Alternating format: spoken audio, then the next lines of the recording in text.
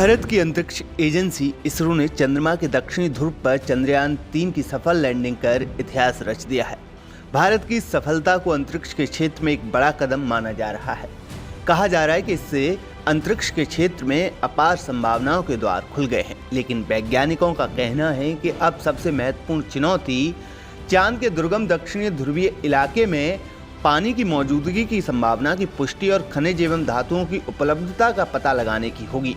वैज्ञानिकों का मानना है कि इन अध्ययनों से चंद्रमा पर जीवन की संभावना और सौर मंडल की उत्पत्ति के रहस्यों से भी पर्दा हटाने में मदद मिलेगी। भारतीय प्रौद्योगिकी संस्थान IIT गुवाहाटी के भौतिकी विभाग के प्रोफेसर शांतव्रत दास ने PTI भाषा को बताया, चंद्रमा का दक्षिणी ध्रुव बेहद दुर्गम और कठिन क्षेत्र है। इसमें 30 किलोमीटर तक गहरी घाटियां हैं और 6 से 7 किलोमीटर तक ऊंचे पर्वतीय क्षेत्र आते हैं। इस इलाके में लैंडिंग करना ही अपने आप में काफी चुनौतीपूर्ण कार्य था। उन्होंने बताया कि चंद्रमा के इस हिस्से में कई इलाके ऐसे हैं जहां सूर्य की किरणें पड़ी ही नहीं है।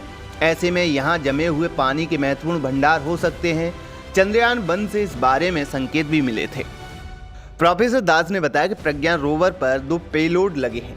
इसमें पहला लेजर इंस्टीट्यूट्स ब्रेकडाउन स्पेक्ट्रोस्कोप है, जो चांद की सतह पर मौजूद रसायनों की मात्रा और गुणवत्ता का अध्ययन करने के साथ ही खनिजों की खोज करेगा। दूसरा payload alpha particle x-ray spectrometer है, जो तत्वों एवं अवयवों की बनावट का अध्ययन करेगा और magnesium, aluminium, silicon, potassium, calcium, tin, लोहे के बारे में पता लगाएगा। चंद्रमा पर धातुओं एवं खनिजों की उपलब्धता के बारे में एक सवाल के जवाब में IIT गुवाहाटी के प्रोफेसर दास ने कहा, मैं धातुओं एवं खनिजों की मौजूदगी से इनकार नहीं कर रहा, लेकिन ये कितनी मात्रा में होंगी ये महत्वपूर्ण विषय है। उन्होंने बताया कि चंद्रमा की मिट्टी की संरचना का अध्ययन करने से बात सामने आई है कि इसका औसत घनत्व 3.2 ग्राम प्रति क्यूबिक सेंटीमीटर है, जो पृथ्वी के औसत घनत्व 5.5 ग्राम प्रति क्यूबिक सेंटीमीटर से करीब आधा है।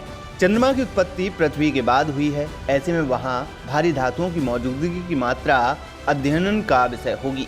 प्रोफेसर दास ने कहा कि चंद्रमा पर आगे अध्ययन से निश्चित रूप से भविष्य के अभियान, वहां जल की मौजूदगी आदि के बारे में जानने में भी काफ़ी मदद मिलेगी।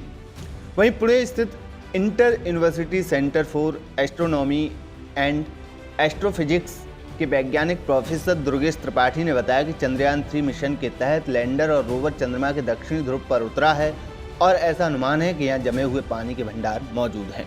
उन्होंने कहा कि इस मिशन का एक महत्वपूर्ण उद्देश्य पानी की मौजूदगी का पता लगाना रहेगा। इसके अलावा खनिजों की मौजूदगी, उनकी गुणवत्ता, उनकी मात्रा संबंधी अध्ययन भी किया जाएगा। उन्होंने बताया कि इन अध्ययनों से सौर मंडल की उत्पत्ति से जुड़े अन्य रहस्यों को जानने में मदद मिलेगी। प्रोफेसर त्रिपाठी ने कहा कि पानी जीवन के लिए बहुत जरूरी है और अगर चंद्रमा पर पानी की मौजूदगी का पता चलता है तो प्रौद्योगिकी का उपयोग करके इसे हाइड्रोजन और ऑक्सीजन के रूप में अलग किया जा सकता है। IUCA के वैज्ञानिक ने बताया कि इससे भविष्य के अभियानों में काफ़ी मदद मिलेगी। भारतीय प्रौद्योगिकी संस्थान IIT जोधपुर के प्रोफेसर डॉक्टर अरुण कुमार ने बताया, इस अभियान के तहत चंद्रमा की सतह पर भूकंपीय गतिविधियों का भी पता लगाने का प्रयास किया जाएगा।